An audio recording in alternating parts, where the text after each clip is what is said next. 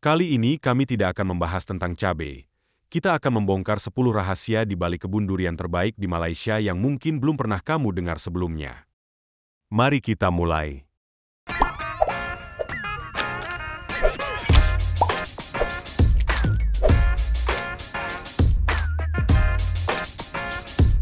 Rahasia pertama, pemilihan bibit unggul.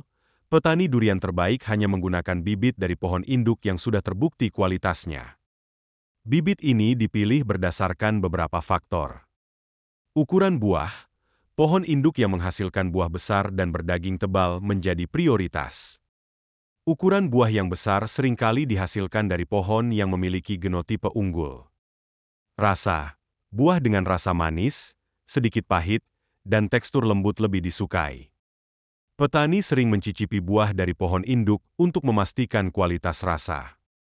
Varietas seperti Musang King dikenal karena rasa manis dan creamy. Ketahanan terhadap penyakit. Pohon yang tahan terhadap penyakit seperti Phytophthora palmivora, penyebab busuk akar, menjadi pilihan utama untuk bibit. Ketahanan ini penting untuk mengurangi penggunaan fungisida dan menjaga kesehatan pohon dalam jangka panjang.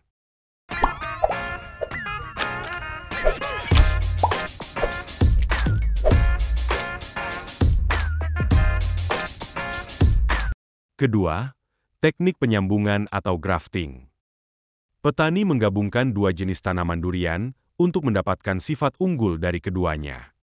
Skion, bagian atas dari pohon yang memiliki buah berkualitas tinggi, dipilih dari varietas unggul seperti Musang King atau D24. Skion ini memastikan buah yang dihasilkan memiliki kualitas yang diinginkan. Rootstock, bagian bawah dari pohon yang memiliki akar kuat dan tahan penyakit, seperti varietas kampung yang sudah terbukti ketahanannya. Rootstock ini penting untuk memastikan pohon memiliki sistem perakaran yang kuat dan mampu menyerap nutrisi dengan efektif.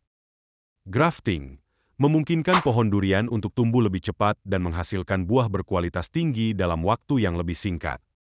Teknik ini juga membantu meningkatkan ketahanan pohon terhadap kondisi lingkungan yang kurang ideal.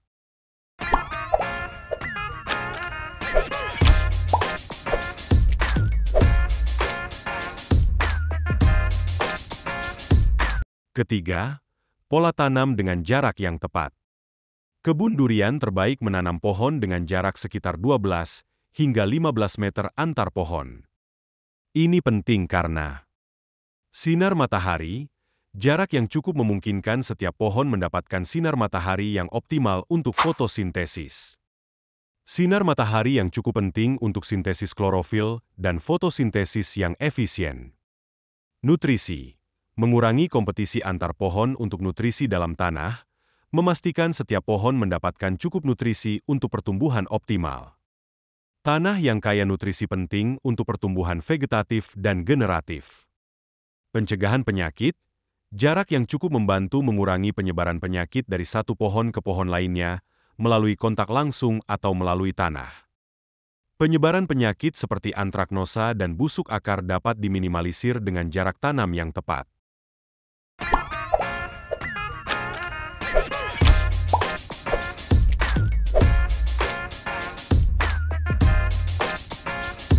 Keempat, pemupukan berkelanjutan. Petani durian menggunakan kombinasi pupuk organik dan anorganik secara berkala. Pupuk organik, kompos, pupuk kandang, dan sisa tanaman yang sudah terurai meningkatkan kesuburan tanah dan mikroorganisme yang bermanfaat. Mikroorganisme tanah seperti bakteri dan fungi membantu dekomposisi bahan organik dan meningkatkan ketersediaan nutrisi. Pupuk anorganik, nitrogen, fosfor, dan kalium ditambahkan untuk memenuhi kebutuhan spesifik tanaman pada berbagai tahap pertumbuhan, seperti fase vegetatif dan fase generatif. Nitrogen penting untuk pertumbuhan daun, fosfor untuk pengembangan akar, dan kalium untuk pembentukan buah. Petani juga menggunakan pupuk mikro seperti magnesium, besi, dan seng yang esensial untuk proses fisiologis tanaman.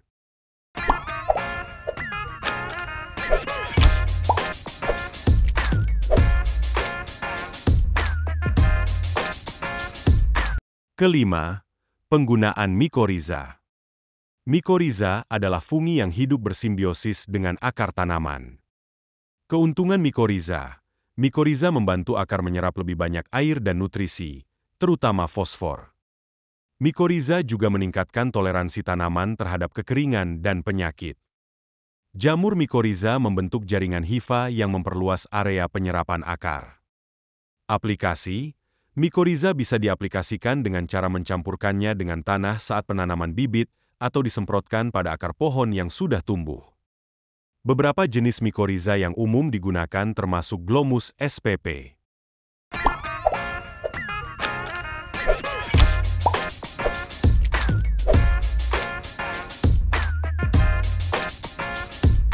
Keenam, pengendalian hama secara alami. Alih-alih menggunakan pestisida kimia, petani durian menggunakan metode alami. Tanaman penolak hama, tanaman seperti bunga marigold, ditanam di sekitar kebun untuk mengusir serangga pengganggu seperti nematoda dan kutu daun. Tanaman lain seperti basil dan bawang putih juga digunakan, karena mengandung senyawa alelopatik yang mengusir hama. Predator alami. Petani memanfaatkan predator alami seperti burung, laba-laba, dan serangga pemangsa seperti ladybug untuk mengendalikan populasi hama.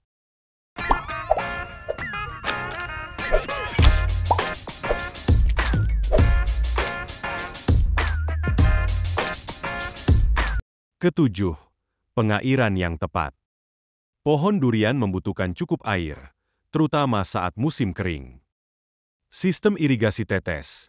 Metode ini efisien dalam memberikan air langsung ke akar tanaman, mengurangi pemborosan air, dan memastikan setiap pohon mendapatkan cukup air tanpa membuat tanah terlalu lembab yang bisa menyebabkan penyakit akar.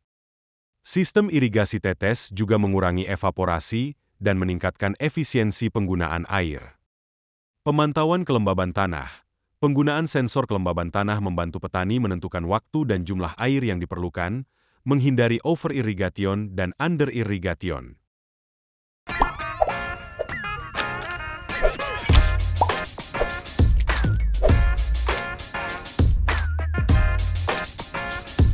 Kedelapan, perawatan tanah dengan mulsa. Petani menggunakan mulsa organik seperti daun kering dan jerami untuk menutup permukaan tanah. Manfaat mulsa. Mulsa membantu menjaga kelembaban tanah, mencegah pertumbuhan gulma, dan meningkatkan kesuburan tanah melalui dekomposisi bahan organik. Mulsa juga membantu mengatur suhu tanah, melindungi akar dari suhu ekstrim. Jenis mulsa. Selain daun kering dan jerami, petani juga menggunakan serbuk gergaji, kompos, dan kulit pohon sebagai mulsa. Mulsa plastik hitam kadang digunakan untuk mengurangi pertumbuhan gulma secara lebih efektif.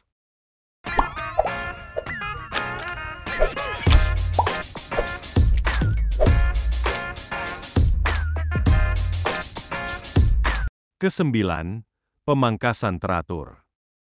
Pohon durian perlu dipangkas secara rutin untuk menghilangkan cabang-cabang yang tidak produktif. Keuntungan pemangkasan, membiarkan sinar matahari masuk ke bagian dalam pohon, meningkatkan sirkulasi udara, dan mengurangi risiko penyakit serta meningkatkan kualitas dan kuantitas buah. Pemangkasan juga membantu menjaga bentuk pohon, membuatnya lebih mudah untuk dipanen. Teknik pemangkasan. Pemangkasan formasi untuk membentuk struktur pohon yang kuat dan pemangkasan pemeliharaan untuk menghilangkan cabang yang sakit atau rusak. Pemangkasan juga dilakukan untuk mengendalikan tinggi pohon agar lebih mudah dipanen.